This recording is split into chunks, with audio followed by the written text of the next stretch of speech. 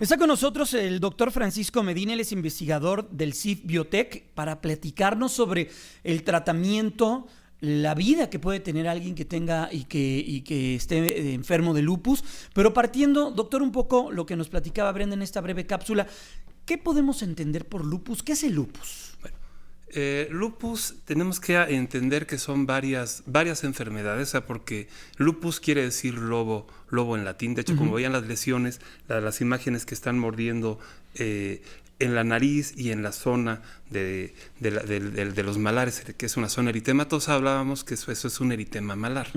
Entonces esto viene de que cuando estaba la gente en la nieve, decía que quedaba como mordido por un lobo. De ahí viene la palabra lupus. Entonces, además de que es como la agresión del cuerpo, de esta enfermedad particular que se llama lupus eritematoso sistémico, eritematoso por lo rojo de las lesiones y sistémico porque afecta prácticamente todos los órganos de la economía. Entonces empieza a haber una pérdida de la tolerancia. El sistema inmune como la policía, debe poder identificar qué es lo propio y lo no propio para poder decir, bueno, este es un glóbulo blanco, este es un eritrocito, este es un riñón, y lo respetamos. Se pierde la tolerancia, empieza a desconocer y empieza a atacar.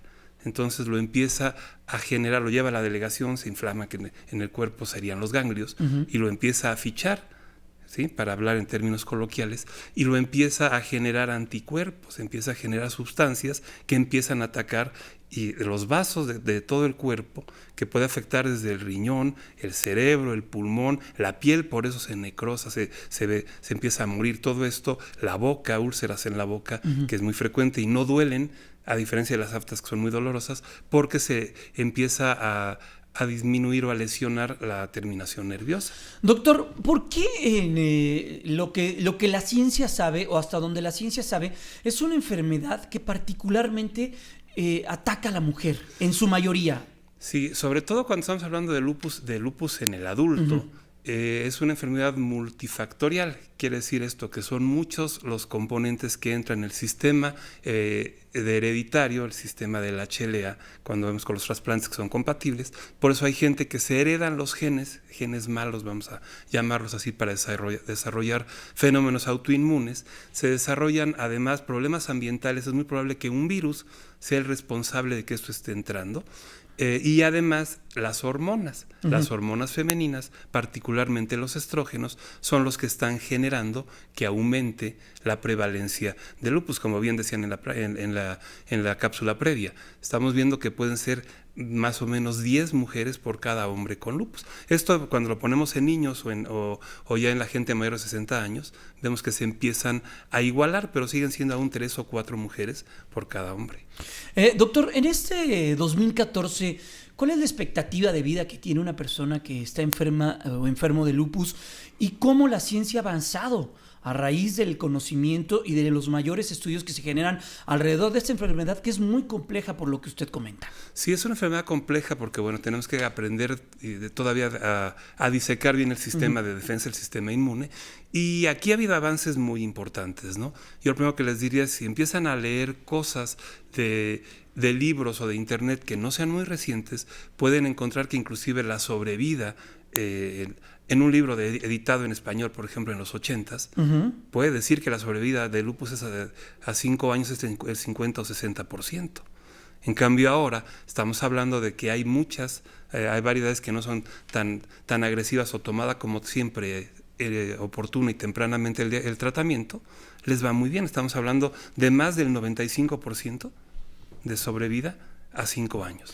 En particular, y uno de los principales motivos para entablar esta charla, ¿qué es lo que están haciendo? ¿Qué es lo que hace la ciencia en médico? ¿Dónde se encuentra la ciencia médica mexicana en el tratamiento de lupus? Particularmente, como lo comentábamos, la Secretaría de Salud por parte del Instituto Nacional de Nutrición, lo que hace Médica Sur, y a instituciones privadas en la investigación y en el aporte de recursos para esta enfermedad.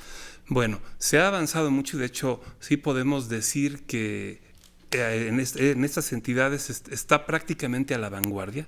Por ejemplo, podemos decir que este tratamiento, estamos ahorita utilizando ya anticuerpos monoclonales, de estos anticuerpos ¿Qué es diseñados, eso? sí, de estas sustancias que son ya diseñadas por, ahora sí que exprofeso directamente O sea, ya van dirigidas para hacia bloquear una parte ¿no? simplemente modulada de la respuesta inmune, para que no sea una inmunosupresión general que baje las defensas, y esto lo podemos aplicar y se está utilizando en México. que antes, que yo puedo traducir esto, por ejemplo, no sé si esté bien o esté mal, usted corríjame, antes se atacaba la enfermedad globalmente, por ejemplo, con estas medicinas que tienden a inflamar a la gente, ¿cómo se llama? Cortisonas, por ejemplo, esteroides. Que van dirigidos no tanto a algo particular, sino a algo mucho, mucho más general.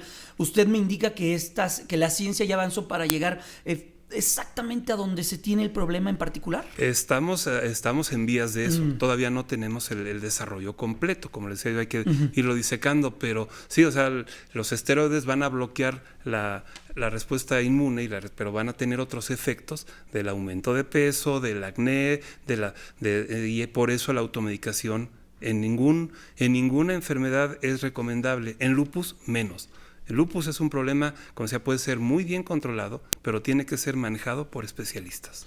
En México hay asociaciones que manejen y que contemplen a enfermos de lupus, que se reúnan, que platiquen con ustedes desde la ciencia, que existan los protocolos y estos reuniones y que se junten laboratorios, especialistas, enfermos, para platicar y para abordar la agenda en común. Sí, cómo no. De hecho, el Colegio Mexicano de Reumatología, pues prácticamente desde hace 20 años, tiene reuniones, lo que se llama el Día del Paciente Reumático, que acaba de ocurrir el mes pasado. Esto es habitualmente en octubre, porque el 12 de octubre es el Día Mundial del Reumatismo.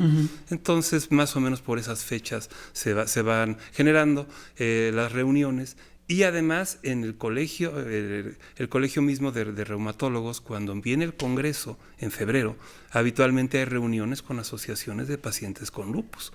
Entonces esto sí se intenta que se haga, no con la frecuencia y la intensidad que uno quisiera. Esto por supuesto que hay que dimensionarlo y hay que propalarlo para que la gente lo vaya conociendo, pero sí hay. Doctor, usted habló de afectaciones en el riñón, afectaciones en la piel, afectaciones en el cerebro. ¿Por qué la reumatología? Ahí donde entra el tema de lupus y reumatología. ¿Por qué se juntan o en dónde es donde se juntan estos caminos? Bueno, punto número 1, porque las manifestaciones iniciales dan ataque al estado general. Esto es como cuando una gripa muy fuerte. Me siento con el cuerpo cortado, además de que dan artralgias, artritis, en el 80-90% de los casos. ¿Es como un síntoma de lupus? Pues digamos que hablamos de un síndrome, cuando son muchas enfermedades que pueden dar una manifestación en común. Pero estas, si se van prolongando, va dando una fiebre además, que no se cura, que no se encuentran infecciones, por eso hay que estudiarlo. Ya se hacen estudios de tamizaje, de identificación, para ver los anticuerpos, en este caso anticuerpos antinucleares, que son los que nos va diciendo que el paciente va teniendo artritis, puede tener el eritema en la mariposa, se puede empezar a desprender fácilmente el cabello. Puede haber lesiones de tener agua en un pulmón, desde un derrame pleural, una serositis, agua en el corazón.